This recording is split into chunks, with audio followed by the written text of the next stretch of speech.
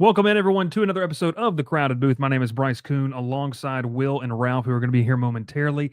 As tonight, we talk about what SEC coaches post-spring, now that we have a better look at some of the rosters, the transfer portal has died down, I should say, that second window. What coaches are under the most pressure as we enter the summer and get towards a very pivotal fall within the SEC? We appreciate you watching. Hit that like button, smash that subscribe button.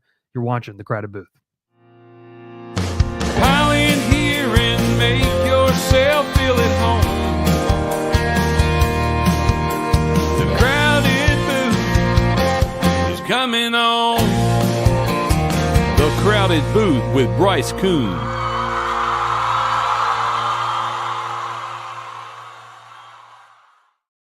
Welcome in. My name is Bryce Koon, alongside Will Manis and Ralph Leary. We appreciate you tuning in here on a Monday, May the 19th.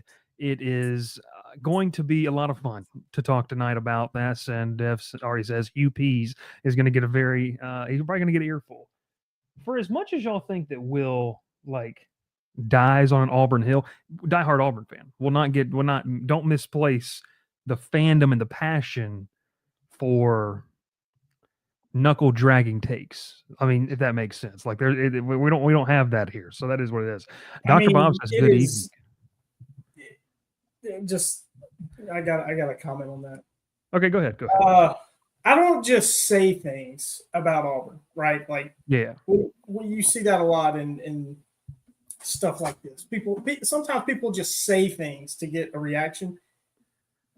I don't just say things. I don't just try to get a reaction, at least about Auburn. Let me make that clear. Now, it could be about anything that I'm not educated on, probably to get a reaction. And admittedly, since there's not many people in here yet, I'll say it. If it's about Georgia Tech, it's 9 times out of 10 to get a reaction. About Auburn, it is not about to get a reaction at all. It is taking the facts, what's reported, whatever, and making an educated take.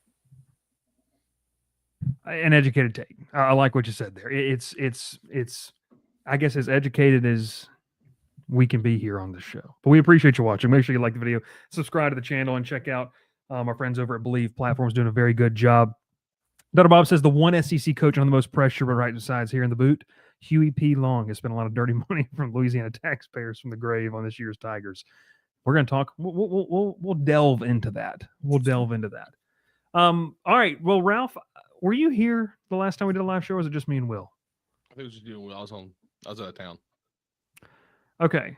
I know you're out of town. That's right. You're out of town. But we did ask the question. I think you answered in the comments. I wanted to give you a chance for the viewers at home that answered with some wild questions, including a heavy amount of beef sticks being consumed from gas stations. What is your, I think you put it in the comments and you texted it to us, but what is your go-to gas station combo? 2 food items, 1 drink. Okay. So my drink is usually just a bottle of water, honestly. Something simple. And then I'm a Sour Patch Kids and Doritos Cool Ranch. Really the only. That's a wild flavor profiles there too. Well, I'll tell you it's really, it's only for like long trips. So I do two snacks. Yeah. So the chips could be first, and then later down the road, about 2 hours later, I might go to Sour Patch Kids. See, I'm bad about just consuming it all at one sitting. I have to space it out because I don't like stopping for one when I'm driving. I got you. I'd rather just get there. Mm-hmm. It's kind of how I got the Baton Rouge so quick. You arrived at 11 a.m. Yeah. Well, you also said that you had to stop and fill up, and I said no. I drove here on full tank of gas, so which is also wild. But yes. But yeah, I stopped one time. It was to go to the bathroom in outside Auburn. Got me a bottle of water and thing of Sour Patch Kids. It's 6 a.m. How are you able to just drink a bottle of water? That's what gets me. Water is great, but there's no type of that's there's nothing because Will, what was yours? Mountain Dew, right? Mountain Dew. I'm not a big soda fan really these days. I mean, I occasionally have one. But it's really a Sprite for me. I like a good Sprite. Solid. But if I do soda, it's Sprite. Typical now I will say this though. The very rare occasions they have them, because I don't see them very much often in gas stations anymore. Is they have a Milo sweet tea, the personal ones. I will The drink little those. small ones. Yeah, I will drink. I I'll can drink hear those. you. Okay. Well, that's all good stuff. Between Auburn and Baton Rouge, there is a whole lot of nothing, especially on 65 between Montgomery and Mobile. An awful stretch of road. Just a god-awful stretch of road. Sooner Cowboy says, oh, you better go 8-4, better, or BV is gone. We're going to be talking about that here in just a second. Dr. Bob says a dark horse high-pressure season will be had in Lexington. He says, Dev, Monster Rehab, Arnold Palmer's. Dear Jesus Christ, that is a lot going on there. That is, I've never had it, Dev. Can you send me one? I'll give you a PO box to send. I see. I'll tell you one thing. A lot of people drink those white monsters. I don't touch. I've never had a monster in my life. I've had one monster in my entire life, and I felt I was about to have like a panic attack drinking it. That's too. It's just too much for me. Too much for me. Okay, so let's talk a little bit about coaches in college football. And guys, before we get into this, I want to define success. I talked about this on a high-profile show last night about the success of. You're right, Will. It's I talked about it last night. How do we define success in college football, right? And I think we're sitting in a situation in an era of college football too where, and this is just my take on it. When you look at what defines success in college football, yes, there's more access to make the playoff. So therefore, if you're not making the playoff and you feel like you're a consistent, perennial top 25 program, half of the field essentially is going to make the playoff each year. Yeah, you need to get there. But I don't think success can just be defined only by championships, because right now it's pretty hard to win a title. It's, you look at what Ohio State did this past year at Notre Dame. Like, the teams you have to go through to actually get to the game to win the title is hard. So getting to the playoff and like winning a game, who did that last year? Like Texas is a good example. Texas went, beat a Clemson team last year, won a game. Did what they were. That doesn't mean they're not successful. They had a good year. You can argue semantics, but I guess what defines success? Now, the teams we're discussing tonight, I would say probably one of them has realistic preseason what is the prognosticators are saying that they could make the playoff, like they're a dark horse, and it's Florida, not Auburn. Don't worry. We're not talking about Florida. I'm about to say, because I've seen that, and I think those people are smoking crack. Yes, yeah, we'll get to that point here in a second. But like, for example, we're going to talk about, like, some people feel like, hey, if everything breaks right for one of the programs we're talking about tonight, it could happen. If not, the other two, I feel like it's more of just you need to prove that you're actually the right guy for the job more than anything else. So that being said, when I talk about defining success in this era of college football, I'll start with you, Will. Do you feel like it is not that it's more difficult to get to the postseason because there's more access, but is it harder to actually win the national title because the path once you get there is you got to face at least 2 or 3 potentially, top 8 programs? Yeah, I think so. I mean, just to compare it to the old system of BCS, you had to win all your games and then win an extra game, essentially. Now with the playoff, you have to win all your games and you have to win. Well, it's a minimum of 3 games now. Even if you're a top 4 seed, you got to win 3 games, 2 games. Top 4 is at least 3, right? Yeah. Yeah. Yeah. So yeah, I would say now it's harder to get to the mountaintop. Now, you talk about expectations. Are we going to lower expectations for people and just say, well, you made the playoff, you were a top 4 team, even if you come out flat after a month off, which is pretty common? Does that write off the whole season? I don't think so. Winning a playoff game, you use Texas as an example. They won 2 playoff games. I think it was a wildly successful year for Texas. They were undoubtedly the second best team in the SEC, dropping 2 games to Georgia and then winning 2 playoff games. You can't say that they did not have a successful year. Yeah, no, I think with the point of defining success, and Rough Throat, do you hear is that a lot of people just get on, and I think it's a lot of, kind of the troll society that is way too prevalent on the app formerly known as Twitter now, of just saying, oh, well, you didn't do this. But yeah, like getting to the point that Texas got to, getting to the point that Notre Dame got to, getting to the point that Georgia got to last year, like, it's still impressive. People want to call it a down year. Well, yeah, but relative to what? We've only had truly 1 year of the 12-team playoff. What are you comparing that to? Like a down year, a team that had, like you said, Will, had 2 losses, but, couldn't win the big one, I guess. If you're just not winning the big one, well, there's only I said this last night. There's only 3 coaches actively that have won a national title. Now Ryan Day, Kirby Smart, and Dabo Swinney. So are you just saying that outside of this, there's no really good coaches and everyone else we don't know? Well, no, they're pretty good coaches. They just haven't won the national title for whatever reasons because it's a hard thing to do, in my opinion. Yeah, I mean, if you want to talk about like something about the playoffs, just for now, is everything has to go your way. Like honestly, for those games, because one slip up, these teams are too good not to take advantage. You look at Arizona State and Texas when they played. It was just a good matchup. I'm thinking back to like Alabama in the past few years. It was a clear front to them go to the playoffs every year. Felt like they're just that good, that dominant. They considered a 9-3 year a down year for them. It was a lackluster season offensively. Just couldn't really find their footing. Lost some games they probably shouldn't have lost, and playing to games that were the other team was just wanting it more than they did. And Bama fans took that as like, this is a really bad year for us. Well, it's your first year with a new coach, coming off the greatest coach of all time. You lost a ton in the portal when your coach left, including your supposed to be future quarterback to Ohio State. He'd been on campus for what, 3 weeks, I think. Yeah, 3 weeks. Yeah, if that. And you had just a full turnover on roster, and what the board did in year one is impressive enough to me. I think you think about what other coaches would do in that situation. No one wants to follow in his footsteps. No one wants to step into a program that has won so much and so regularly, and have to say, well, we're going to go out there and compete. We're going to go out there and play for another playoff game, another national championship. I commend all coaches who can step into those positions and do that. And going forward, especially going to year 2, the 12-team playoff, is what we did last year wrong has to be changed this year. Because if not, we will be in the same position we were last year, on the outside looking in, hoping that we get that 12 spot. Because last year, Alabama was sitting there playing we did this and they did this and we did that with South Carolina Ole Miss at the end of the season, and they got left out.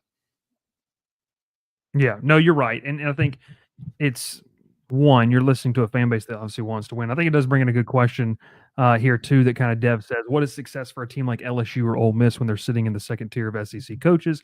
And kind of follows it up. Would LSU fans be upset with Brian Kelly if he didn't make the college football playoff this year? We're going to talk about that in a second. We're not going to talk about Ole Miss and Lane Kiffin, but Will, I want you to answer this because Auburn's flirted with Lane Kiffin, it feels like a couple of times, at least a couple of all seasons. I think it's best if we don't get into that. Well, here, answer this for me then. If you're sitting here and you're Ole Miss, you've said this is the greatest stretch that Ole Miss has had in the modern era of college football. So if you make the playoff, of course you would like to. Like that roster last year was supremely talented. They underachieved massively. But like if you don't make the playoff this year under Lane Kiffin, it would take disaster for Ole Miss to fire Lane Kiffin. Like, and just in my opinion. Yeah. It would take if everybody's healthy, a 7-5 year, I think, to fire him. If you're dealing with injuries, 5-7, he probably bowl game. Maybe it depends on the amount of injuries. I mean, I think, I've said it many times. This is the greatest stretch of Ole Miss football ever. Yeah. Hands down. Certainly the best in 60 years. And considering where we're at now, I'd say it's the best stretch ever. It would take something catastrophic for Lane Kiffin. Would they, to answer Dev's question, would they be upset? Yeah, they would be upset because they are knocking on the door. They're nearly beating down the door to the college football playoff. For LSU, I think it's a different situation. I mean, of course, Brian Kelly, set the bar really high his first year by winning the SEC West. But, he took advantage of a down SEC West, certainly that in his first season. But you look at these two rosters and you look at, how these head coaches have built their rosters. I think Brian Kelly is obviously not on the same level as Lane Kiffin as far as roster goes. It's taken him longer than maybe it's taken Lane Kiffin at Ole Miss. So would LSU fans be upset? Maybe, because if you're looking at a really good year where you go 8-4, but if you say if you beat Alabama, you would have been in the playoff at 9-3. If it comes down to one game and you're 8-4, yeah, you'd be upset, but I don't think you'd be so upset that you want to fire your head coach. Yeah, I think that's necessarily fair too, and I think it's funny. I was, looking at some list about guys in the hot seat entering 2025. A guy we didn't even bring up is Sam Pittman, as a guy who's coaching for his job. But we got some coaches we want to talk about, and we're going to dive in. Obviously, we had an Oklahoma fan tuning in a little bit earlier. Sooner Cowboy says, "Oh, you better go 8-4, or Brent Venables is gone." So, fellas, this is where I want to start with this. Let's talk about Brent Venables in Oklahoma. This is the team that I proposed, kind of been bringing up here because I don't think that you can be. And I'm curious to hear Oklahoma fans' take on this because, I don't watch every single Oklahoma game, right? But they're in the SEC. We have a vested interest, and outside of them not being in the SEC, Oklahoma is a brand that people have a vested interest in each and every single year. I don't think that you can afford to have another bad year under Brent Venables and think that that's going to propel you in a conference that's already so fierce and competitive, both in NIL, both in recruiting and on the field. I just don't think you can survive at a place like Oklahoma and do that. So all these things to kind of say about 2025, what do we know from last year? Okay, Jackson Arnold, the faith that they put into him was, I don't want to say ill-advised, but it doesn't help when you have literally 6 receivers out. Your entire offensive line, which, by the way, Will, you remember that show last year we talked about that could be a problem because nearly their entire offensive line hit the portal. You had that plus injuries, so you didn't have great depth essentially on that roster. Sometimes we know what we're talking about. They had a lot of weird scenarios happen, but the bottom line is results didn't take place. This is a results-based business. You can only put out the feel-good aspect of it for so long, and I think Brent Venables is nearing the point where he's wearing out his welcome in Norman, because I don't think that you can kind of sit there and say, look, it's you have to win X amount of games. I don't think. But what I really, really do think is, look, last year you went 6-7. It is his second losing season in 3 years at Oklahoma. The first year they had a losing record, which with a roster that, it kind of got decimated a little bit, but this is still Oklahoma we're talking about. 2022 was their first losing season since 1998. He's 22-17 overall in his 3 years there. Will, I'll throw it to you here first because I think there has to be some sort of line drawn in the sand if you're Oklahoma's AD. And, let's just be real, Jim Nagy, the new Oklahoma general manager, which I do want to throw this in here before I throw it to you real quick. I do believe we're going to be seeing GMs making changes and front office changes for the football team on behalf of the AD. That's going to be your new governing body as we move into that. We've seen it with Andrew Luck and Stanford. I don't think you hire Jim Nagy just to bring him in for 1 year. Like, that's a guy you want to build your program and help be a part of that. So that being said, I think at some point you have to draw a line in the sand with Brent Venables. You like what he can be as a coach, but until the results show it, and I think it's a winning season. Like, you have to have something, and probably even beyond that, to give faith that he's the guy that can lead Oklahoma to a top 4, finish in the SEC at some point. I agree with you. I think you've got to have something tangible to take beyond the 2025 season. I think you've got to win 7-8 games and win a bowl game.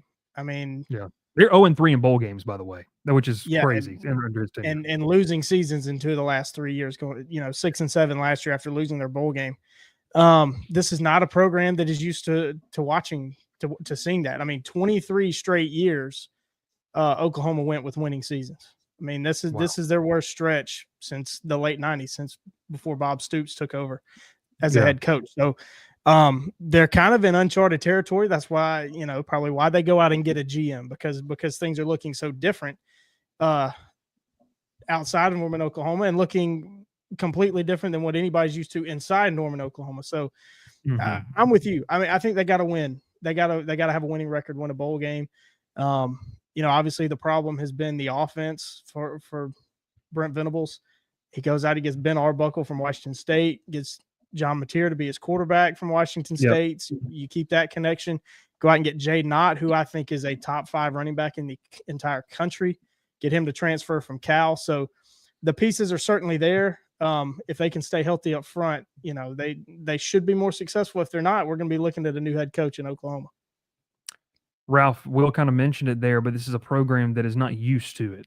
Like he said, I mean, this is a program that during the Lincoln Riley years flirted with a national title appearance several times, flirted into the playoff, was largely enough, I guess, they feel like the little brother, but they were really the older brother to Texas during the Big 12. More Big 12 titles than Texas before they made the move to the SEC. What's your confidence level that, like Will said, like you've got some potentially good talent and some good pairing, and everything on paper would tell you it has to be better, but we know the games aren't played on paper. So what's your confidence level in terms of Brent Venables leading this program here in 2025? Well, I was pretty confident for a little bit until I read their schedule.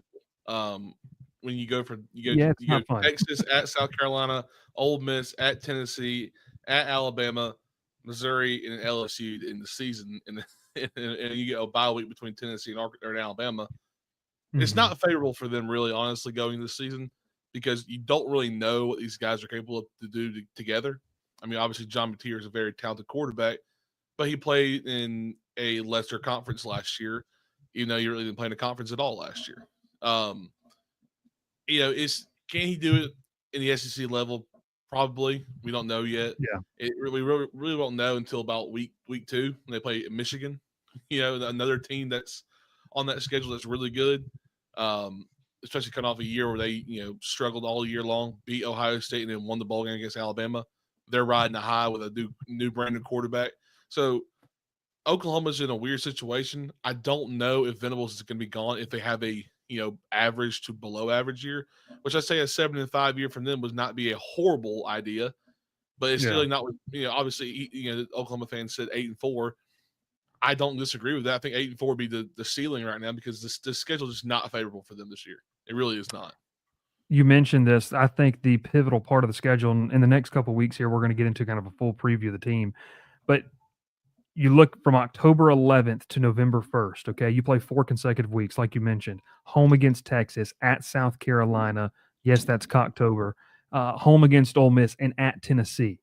And then you get a bye week, and like you said, you face at Alabama, Missouri, and then LSU. That 4-game stretch from October the 11th to November 1st could not just make or break your season. It could make or break the back if you're looking for a new head coach by the time they roll into Baton Rouge there in the final week of the season. So I think – look, to kind of put a pin on this and move on to the next coach, Brent Venables is on the hot seat as I think he should be. I think there is legitimate pressure for Oklahoma to be what they have been before. And I think it can happen, like to what you said, Will. I mean, look, when you put a guy like Arbuckle and you give him his quarterback and you give Mateer his OC, yeah, you might be wearing a different uniform and some personnel might be different, but here's the thing. The quality of athletes going to be better at Oklahoma than it was at Washington State a year ago.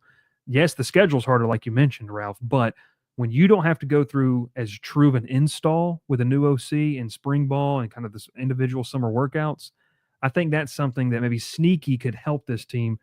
But how much? You know what I mean? Like if you go 7-5 and you win a bowl game to go 8-5 and you have a top 15 recruiting class, maybe that's enough to buy him another year. I don't know. We'll see. So Brent Venables at Oklahoma. Man, Ralph, I'm going to let you go next because I really do want to save Will. I completely agree. I was going to say we should go mine next. So, okay, I wanted to throw you this one though before I put it up there. You picked a team. We kind of hinted at it a little bit earlier. I'm interested to hear because I think this team has some of the biggest boom or bust potential in 2025. They could be a top 12 team in the playoff. Mm-hmm. They could miss a bowl game. I think it's a very wide, really right there on the edge. It's a very wide thing. Whereas last year, we didn't give a lot of credit to him, but Billy Napier at Florida, a lot of people high on DJ Lagway. I am. I think he's probably the most talented quarterback in terms of God-given talents, maybe in the country. Like he has all the tools, prototypes you would want in a quarterback. Does he deliver? So Ralph, kind of lay it on us with what you think about Billy Napier and why he's under some pressure here in 2025. Well, we went into this last year, Bryce. I mean, we said this last year at one point that Billy Napier was on the hot seat going into this season. That after week 5 or 6, we said before Tennessee. I think what Will, if I remember, Will said this correctly last year, either before or after Tennessee, Napier could be gone, and we all kind of agree with that. He could be gone last year. That if they didn't perform properly, they could have a 1-win team going to Tennessee, and he'd be out. And they stuck with him. The athletic director said mid-season that we're sticking with him. You saw toward the end of the season the uprise in the team, and they got better and better with some huge wins against Ole Miss and LSU. Bryce was in stadium for that one. And a huge bowl in the year, and everything just kind of turned for Florida in the all season. They got some pretty huge additions in the portal. You kept Lagway, you kept Jaden Bob, if I said that correctly. Mm-hmm.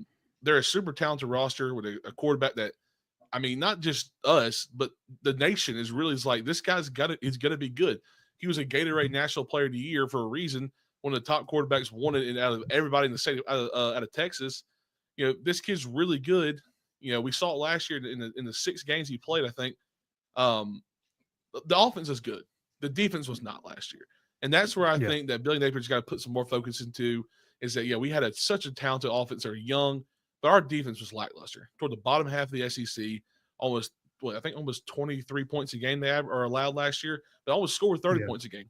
If you do that all game, you usually win. But there's teams out there with really good defenses, and they struggle in some games. The schedule again, once for Florida, is not in favor. We saw it last year. It was one of the hardest schedules in the country. Obviously, you start off with 2 pretty easy wins. Then you go to at LSU, at Miami, back-to-back weeks. Never easy setup. I know Hard Rock's not some loud stadium that just shell shocks you, but you're still playing a good Miami team. And then you go on the bye week, and then you get Texas at home. Then you're at A&M.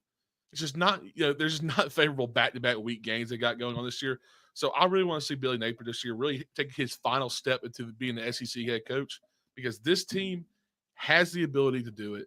They should be a team that competes for a playoff spot. If not, a 9-win season, I think they can win 10. If this team is who we think they could be.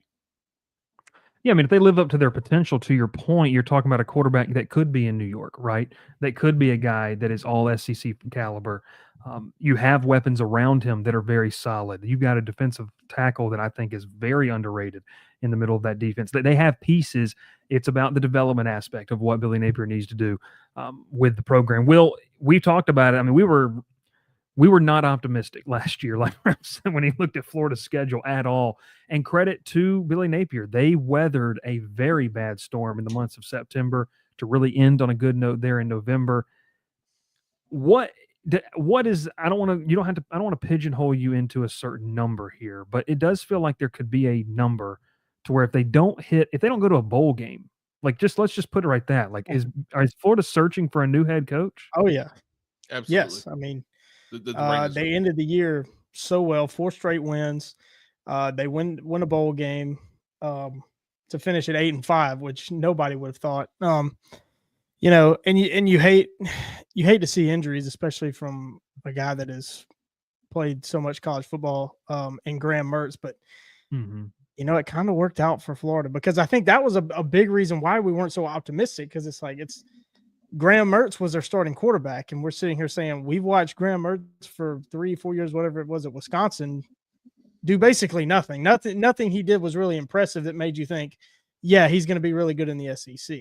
He was really efficient, but it wasn't electric. That's what we said. Yeah. Nothing he did jumped off the page. And if you're looking for quarterbacks to come into the SEC and be starters, something has to pop off the screen. Something's got to pop off the page. And there was nothing from Graham Mertz that did that. But you look at Billy Napier, and this is how many years? 3 years, 4 years? He's 19-19. So dead on 500. His recruiting has been, we'll call it up and down, trending back up again. But I think when you look at his team and look at his players, especially the second half of last year, and the things that they say, they're bought in. They are playing for Billy Napier.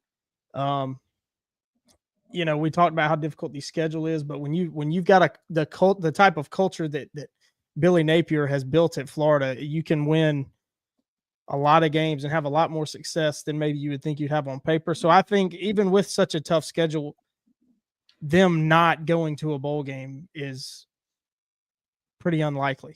I think they're still going to win 6 or 7, maybe 8 games again. A full season, if they get a full healthy season from DJ Lagway, you certainly have something there. You're looking at anywhere from 7 to 9 wins, I think.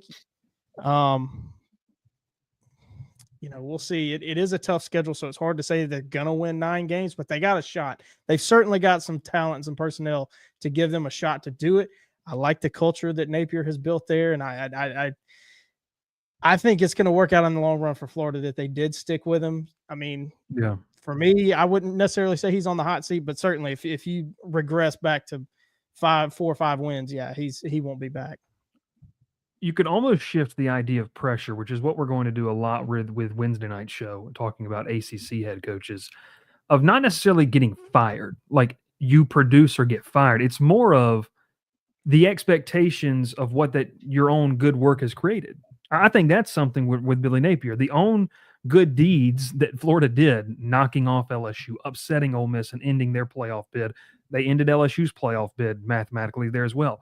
Doing that, finishing the season with the way you did, created a lot of positive momentum into the offseason. It has created and generated a lot of hype around a quarterback that a lot of people feel like could be the best in the country. So it's not just that I think Billy Napier is necessarily on the hot seat because, if they go 5-7, he's going to get fired. That could very well happen. I think it's more of the expectations created to where a lot of people are talking about, like we've mentioned, if this team does some things right, they could sneak in as the 12th, 11th, 10th team in the playoff, to where 365 days ago they were saying, creating hypothetical hot boards on different publications for this. So I think it's interesting to look at it in the two different on the different ends of the spectrum, right? You could get fired because you're not playing well, but also, what if you just go seriously, with the schedule, which should be difficult? What if you just go 7-5 and win another bowl game, go 8-5? Is that bad in the 30,000-foot view? No, but within the scope of the 2025, with all the hoopla around you, I think it would be disappointing to a Florida fan base that probably expects more and a leap and a bound. I don't know. Maybe it's just something interesting to kind of note for Florida. But I kind of agree with what you guys said. I mean, I think it's high boom or bust. This is a team that very well could, if things pan out and they break the right way, they stay healthy at key spots.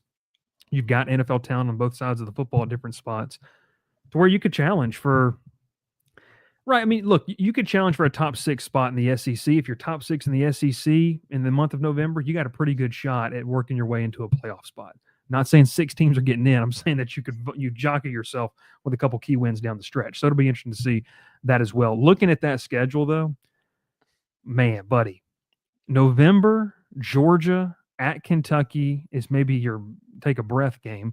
At Ole Miss, home versus Tennessee, home versus Florida State. That, to me, November 1st through the 22nd, that full month of November is going to make or break Florida's season. Is this the latest Tennessee-Florida game ever? That's I saw that, and I feel like that's always like week 3 or week 4. Yep. Yeah, that's because to me here, we'll go a throwback here. I guess it doesn't make us feel old, but that to me was like one of the first SEC on CBS games every year. Like it was like that game right there. So I don't know. That's interesting. I have to look at that rivalry. I don't necessarily know, but that is definitely later than usual. I don't know when they played it last year, to be honest with you. Maybe it's sat there. Week 4. October 12th. Mm-hmm. So that's about week 4 or 5. Yeah, depending on what you have. So interesting stuff. Florida. The only time they played later was December 5th in 2020. That doesn't count. That's right. That year was made up. Unless you're writing the checks at Auburn, then that year definitely counts. Oh, boy. Well, hey, what a segue. Because we're going to talk about Auburn right here when we come back on tonight's episode of The Crowded Booth. Your soap is ugh, and your body wash is a synthetic detergent. But you're not a dish. You're a man. Switch to Dr. Squatch Natural Soap for Men. For men who build things. Open pickle jars on the first try. Slay dragons. And let their daughters braid their hair. Men who like to feel good and smell titillating. Dr. Squatch takes you places you never thought you'd go. Naked. Well, you know what time it is, folks. He hinted at it just a few moments ago. It is time to talk about one of the better topics of the offseason, and it is, in my opinion, one thing we need to get addressed. He has been itching at addressing this. Folks, if I'm telling you, the guy could probably have wrote a small dissertation with the amount of stuff he has sent in terms of tweets, text, all of this type of stuff. Will, your choice is Hugh Freeze in Auburn. I will give you credit. This is a legitimate pressure cooker situation for Hugh Freeze in Auburn. take it away. Wherever you want to go with this, you do have around 10 minutes of time on the clock. Buckle up, because it's probably going to be a lot if you're only going to give me 10 minutes, because I could go on and on. Well, you get about 3 to 5 minutes, and then we'll discuss after that. So there you go. All right. Bryce, when you gave us this topic, I think it was about a week ago. I think it's been a week you've let us sit on this. Hugh Freeze was not the first name that came to mind. And I really struggled, but in ways that only Hugh Freeze can do, he made the choice clear.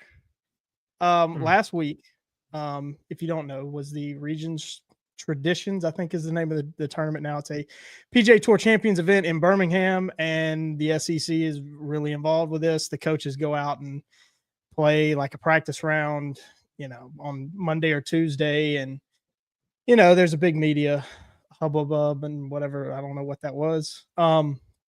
Hugh Freeze goes on the next round, and they ask him about his job pressures, and he starts with saying, well, I'm not a fool, but then proceeds to let everybody know that he's kind of a fool.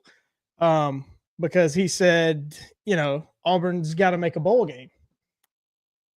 From day one, Hugh Freeze has come into Auburn and tried to lower expectations. Now, maybe the first 2 years, that's good. That's fine. Everybody understands that you are coming off the heels of the worst head coach in the history of Auburn football. We'll give you some time. You've beat Alabama a few times. We already like you a little bit. We'll give you some time. But after going to a bowl game your first year, losing embarrassingly, missing a bowl game your second year, having top 10 recruiting classes both years, you cannot enter year 3 and lower the expectations.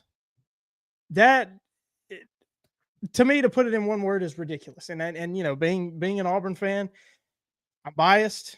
And I think a lot of Auburn fans feel the same way that I do.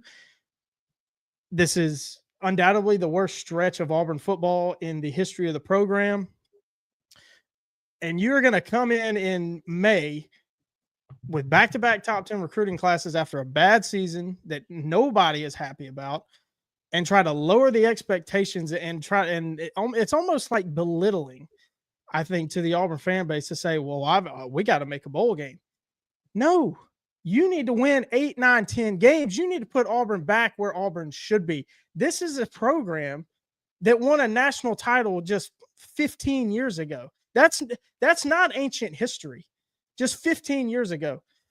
You look at what Auburn has done since 2010. It's kind of mind-blowing that Auburn won a national title because of how bad Auburn has been. 4 straight losing seasons, 5 straight seasons with no more than 6 wins, and only 2 10-win seasons since the national title in 2010. You win a title in 2010.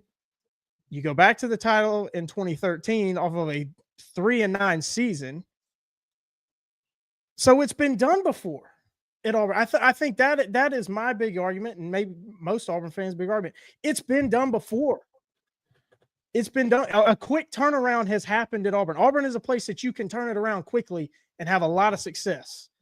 And Hugh Freeze has been slow playing that since day one, lowering expectations, setting the bar lower, which you should never do. I think as a competitor, I know it's far different. College football, I've coached middle school baseball. They're nowhere near on the same scale. But I think if you are running a program, if you're in charge of a team, you have to constantly be raising expectations. If you don't keep raising expectations, you're going to keep falling back. Look at what Nick Saban did at Alabama, what Kirby Smart has done at Georgia. The standard, they say the standard's the standard, and it's way up here. You can't have the standard down here and want to be great, Auburn fans want Auburn football to be great.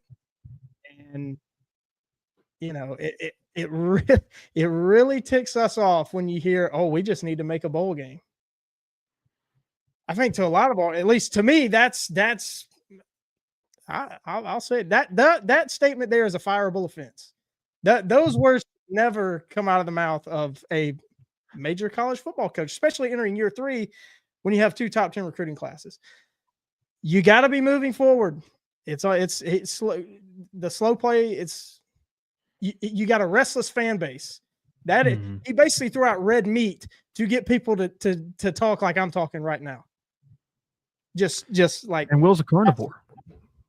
Yeah, Will's a carnivore, raring to go, and Hugh Freeze is throwing out to go. And then the New York strip steaks, the sirloins. Just keep ranting. I saw, Steve Wiltfong is reporting Shadarius Tootle has been committed to Auburn for over a year. He's going to flip to Georgia. That's never a good sign. And I when I saw that tweet, I sent it to y'all and said, this is going to be the first domino that ends the Hugh Freeze era. Losing a recruit that's been committed for over a year to one of your biggest rivals, that's normally a sign that things are going the wrong direction. So another tweet today, somebody, I don't know why, I don't know why people are talking about this, putting out that Auburn's a 2.5-point favorite week 1 at Baylor. If you like to bet, go put whatever you're comfortable putting on Baylor money line, because that's free money. Because the program is trending in the wrong direction on May 19th. It's May 19th, 2025, and Will has finally got off his chest how he's been feeling for the past 2 years. Now, that was good stuff. Ralph, I don't have a whole lot to say, honestly, that Will didn't say. I mean, I think it's a program, and you just got two guys fired up. John Summerall era on the Plains is not far off. I think here's the thing. Look, and we've had the opportunity to we've had the opportunity to, Ralph and Gavin and Will have all been out to Auburn and taken in, whether it's a fall camp or something like that, to be able to watch firsthand kind of how things are operating.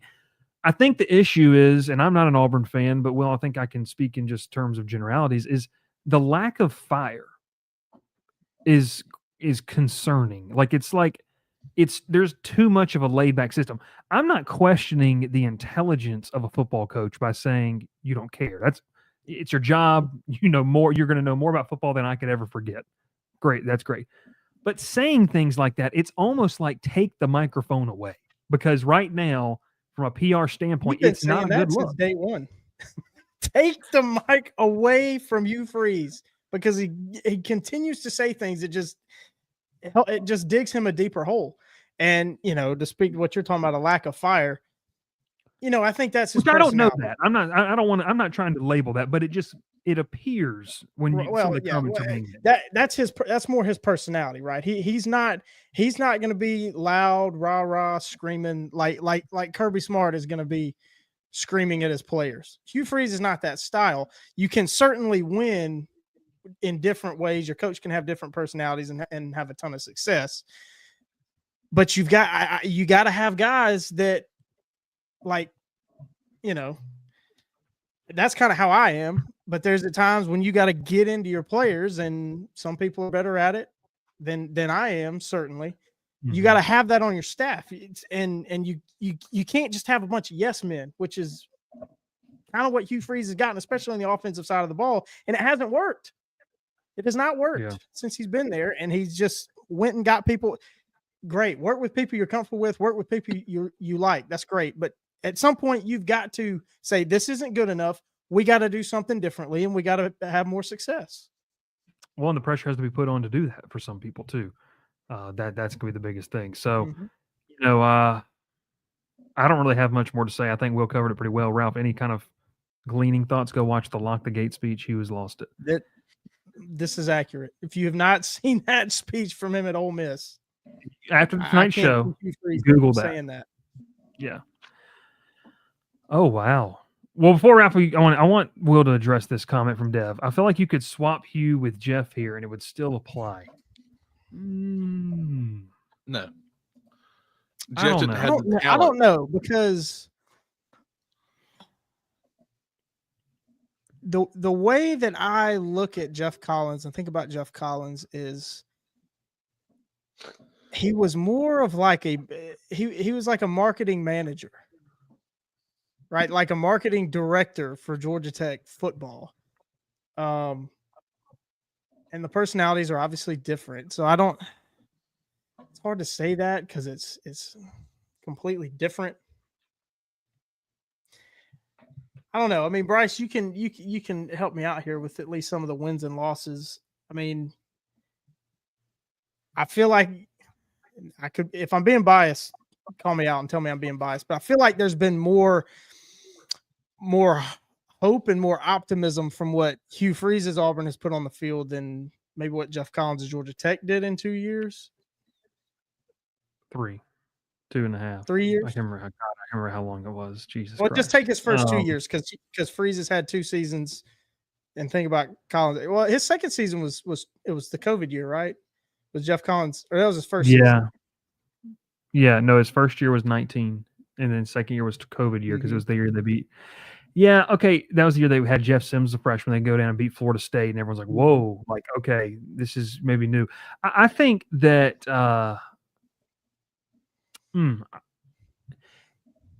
I will say this, and I hope for a lot of people who, we obviously have a lot of Georgia Tech fans. This is not excusing what happened in Atlanta.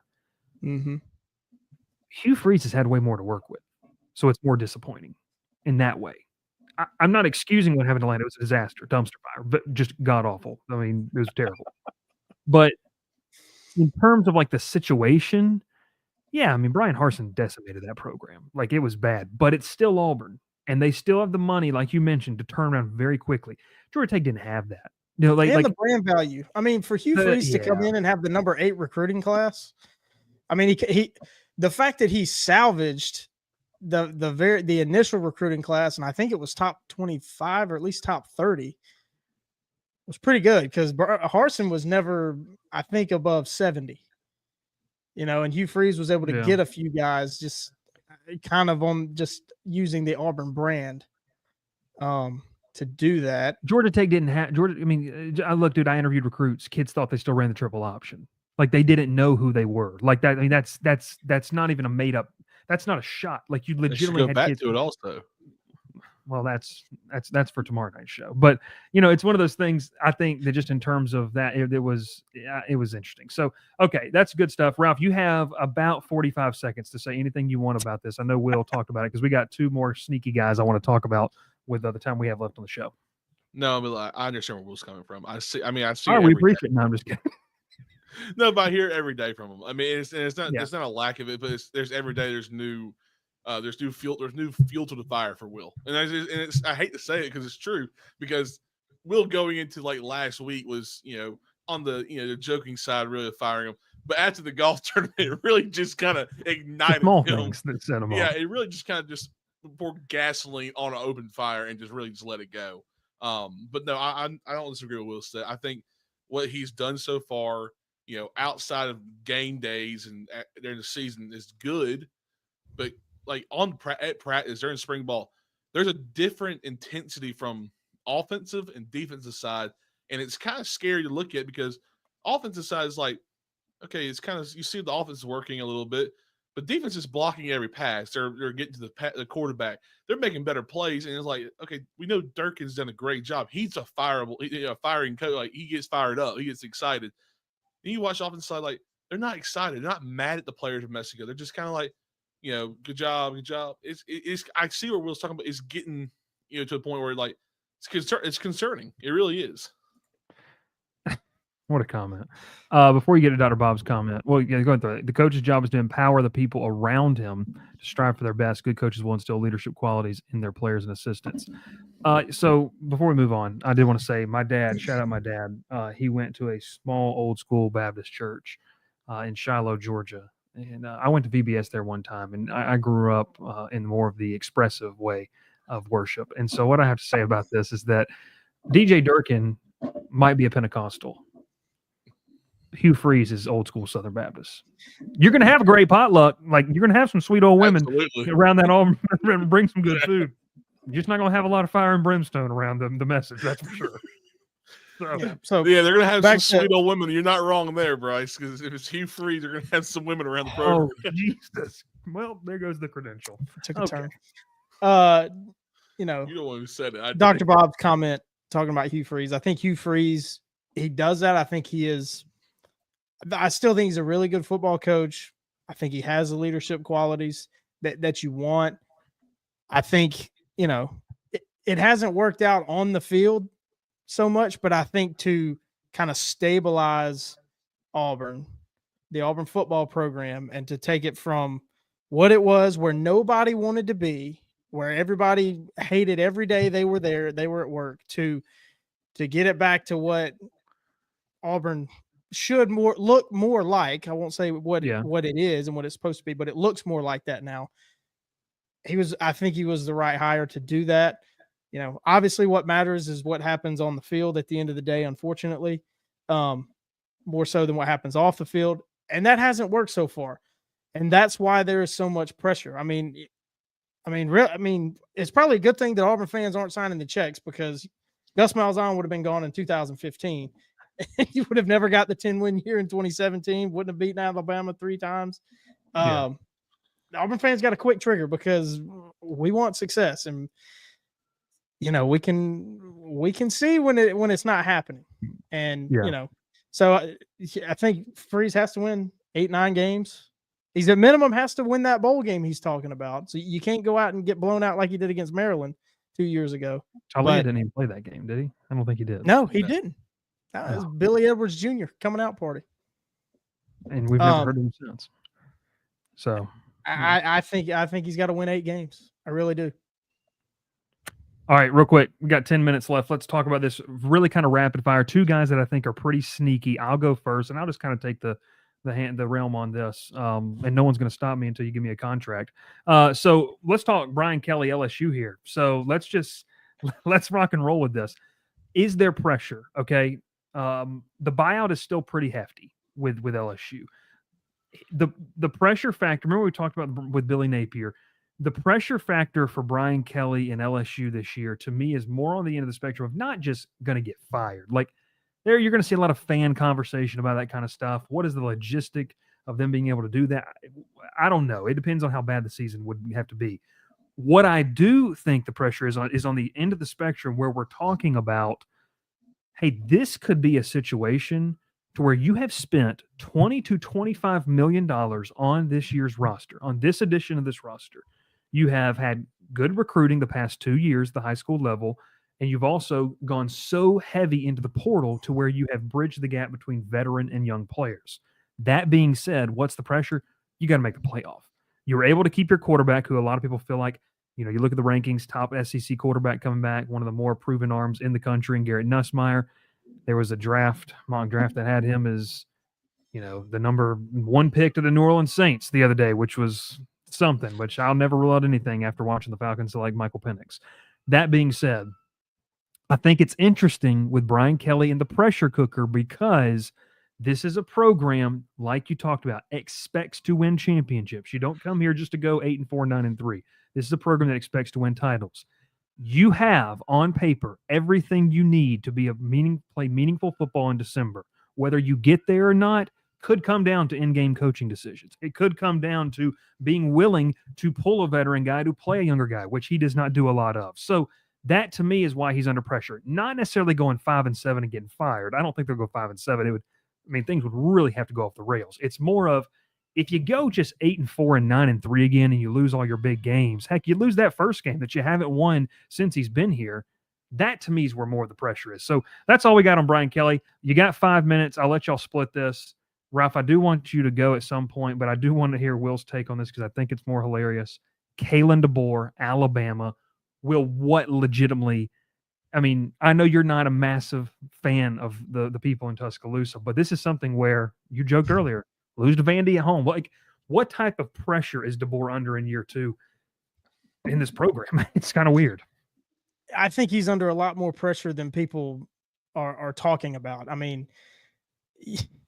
you talk about LSU, you expect to win championships. You in Alabama, you expect to go undefeated and win those championships. Whether that's realistic or not.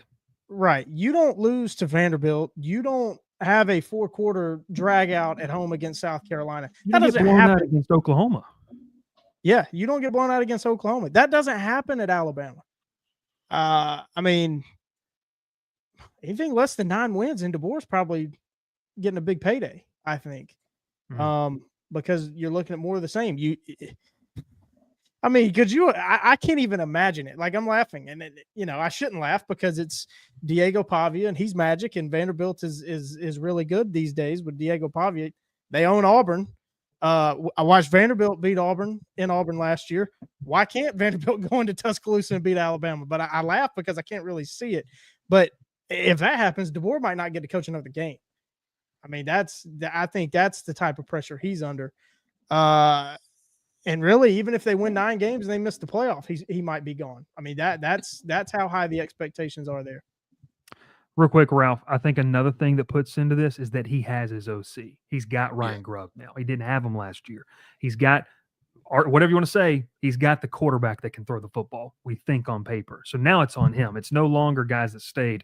Ralph, your thoughts? Will says it's 9 wins. And even then, I mean, is there a world where this Alabama team goes 8-4 and we're talking about Alabama looking for a new head coach?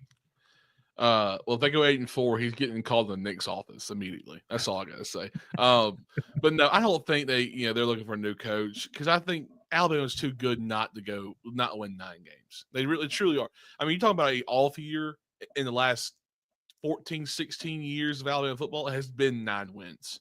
Mm-hmm. If they have a bad year, it's 9-3, and that's into some programs that's an amazing season, and that shows you how good they've been. So if DeBoer wins 9 games this year and loses to, I can't think of their schedule off the top of my head. They lose to Auburn on the road. They lose to, they don't play Texas this year. Who they play? I don't know who they play this year. Tennessee, I guess, at home. Yeah, and they go to Georgia. They lose at Georgia. Okay, those are your 3 losses. I don't see where that's a big deal. I mean, and I say Tennessee, just because, but those are your 3 losses. I don't see DeBoer getting the can for that one. I don't. What games did you say? At Georgia, home against Tennessee. What was the third one? Auburn. I mean, yeah, because you'd still have wins against LSU, Oklahoma, South Carolina, Missouri, Vanderbilt. Yeah. And you're talking about a guy, he'll be full year 2. He's got his first year with his new OC. He's got a quarterback has really only played in garbage time, really. Yeah. And another quarterback who's never played in Alex Mack, and a guy who's a true freshman. So, I mean, you're right. He has the quarterback. He has options behind them. We just don't know what they're capable of yet. And, you're coming from Jalen Milroe, who was a primarily running quarterback. Ty Simpson's not a runner. And they won a lot of games because Milroe could run. I mean, solely he could run. I don't think that, if you're relying on Ty Simpson to win you games, and he's not that guy, you're in big trouble. I know that Grubb said if I could name starting right now, he would be the guy. A lot can change from here on out till fall, and so a lot can change.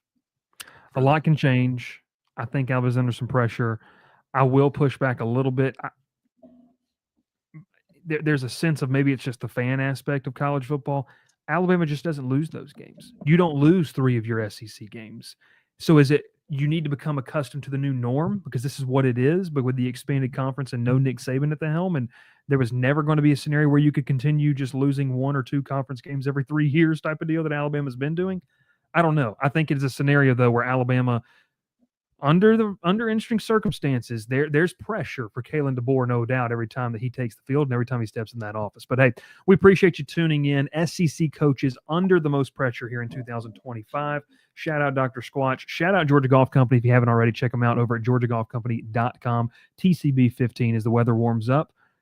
You can get a cool hat like Will's got on. Ralph's got the white version. I've got a cool hat back here in my background as well. It's some great T-shirts, great polos, everything from apparel to stuff you want on the course. Make sure you check out our friends over there at Georgia Golf Company. Will, you going to be rocking the hat in Biloxi potentially? Oh, of course. There you go. Right on the golf course. Got to be doing it. So there we go. We appreciate you tuning in. Smash the like button, hit subscribe. And yes, we're going to have some inside the booth with some college football coaches coming up here in the near future that we're excited about. So appreciate you tuning in. Thanks so much for watching. And we'll catch you next time here on the Crowded Booth. Pile in here and make yourself feel at home. The Crowded Booth is coming on. The Crowded Booth with Bryce